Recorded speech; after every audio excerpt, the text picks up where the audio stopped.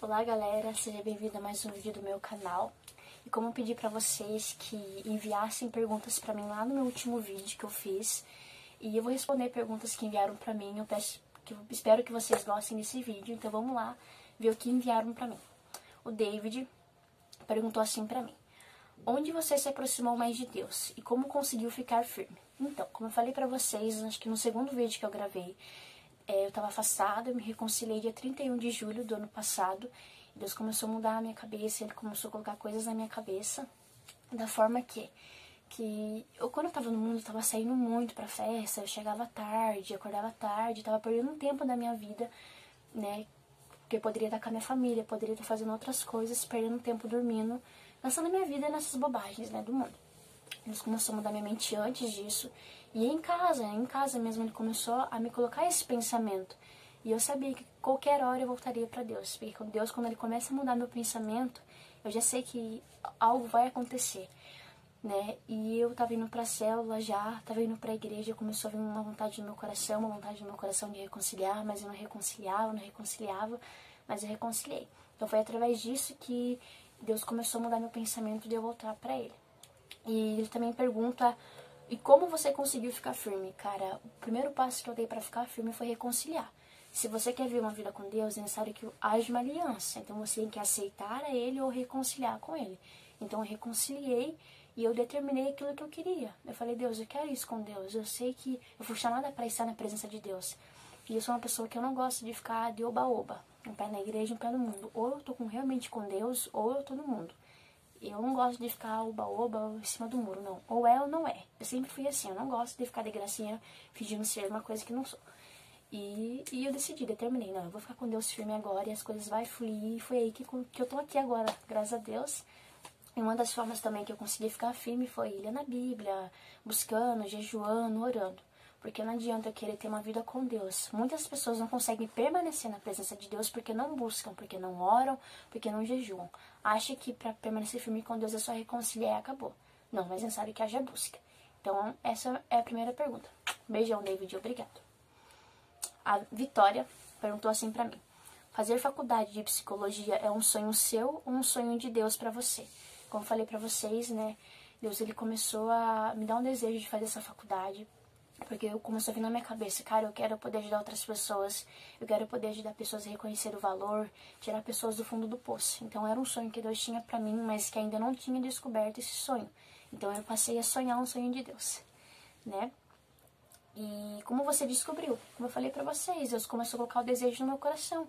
Comecei a sentir amor por almas, eu comecei a sentir dor por almas, eu comecei a me mover. Falei: Deus, eu quero poder ajudar as pessoas. E foi aí que Deus começou a me confirmar e me disse que queria que eu fizesse faculdade de psicologia. Beijo, Vitória. Obrigada. A Maria perguntou assim pra mim: foi difícil para você voltar pra igreja? Olha, eu não vou dizer que foi difícil, foi difícil, não. Tive muitos pensamentos que eu ficava em dúvida: nossa, mas eu vou ter que largar isso, vou ter que parar com isso.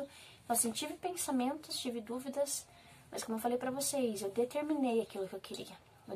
Falei: não, eu quero, então se eu quero, eu vou permanecer. Eu não vou ficar de oba-oba, se eu vou ficar com Deus, eu vou ficar com Deus. Então, eu determinei aquilo e não foi tão difícil assim, não. Tem pessoas que têm mais dificuldade de voltar, né? Porque quando a gente volta pro mundo, sair da igreja é fácil, mas pra voltar é muito difícil. Mas, graças a Deus, foi um pouco tranquilo pra mim. Também ela perguntou: qual foi a sua maior dificuldade ou a coisa que você demorou a se acostumar a viver sem? Quando eu tava no mundo, eu curtia bastante eletrônica. Música eletrônica, eu dançava e tudo mais. E quando eu comecei a querer voltar pra Cristo, vinha vários pensamentos que, óbvio, que não é de Deus. Começou a vir pensamentos: nossa, mas eu vou ter que largar a música eletrônica, eu vou ter que parar de sair pra dançar, eu vou ter que parar de dançar. E foi algo que tive bastante pensamento em dúvida disso. Mas não foi algo que me prendeu, né? Mas, graças a Deus, foi liberta. Obrigado, Maria, por a sua pergunta. A Gleice Mara perguntou assim pra mim: muita gente fala assim: nossa, como a Mica mudou tanto... Opa, perdão. De novo. Muita gente fala assim: nossa, como a Mica mudou tão rápido. Eu queria perguntar como você sabia que já estava na hora. Cara, eu creio que pra Deus toda hora é hora, né? Deus, ele tem datas marcadas conosco. Tem horas que Deus, tem uma data que Deus vai fazer algo na sua vida, mas eu creio que para voltar para Deus não tem hora. Eu creio que toda hora é a hora para voltar para Deus. Deus, ele começou a mudar meu pensamento. Como eu falei para vocês, eu sabia que eu precisava voltar para Deus. Que o meu lugar não era ali mais, mas sim eu sentia que estava na hora, que eu não deveria ficar onde mais eu estava. Ela perguntou também, como conseguiu ficar firme então de repente? Como eu respondi o David aquela hora. Né, você consegue ficar firme buscando a Deus. Você tem que determinar aquilo que você quer. Você tem que ter busca, você tem que realmente querer de dentro do teu coração. Porque o Espírito Santo está com você. Quando você aceita Cristo, Jesus, o Espírito Santo está com você para te ajudar. Mas você tem que fazer a sua parte também. Também me perguntou, e como reage quando as pessoas falam da sua mudança tão rápido?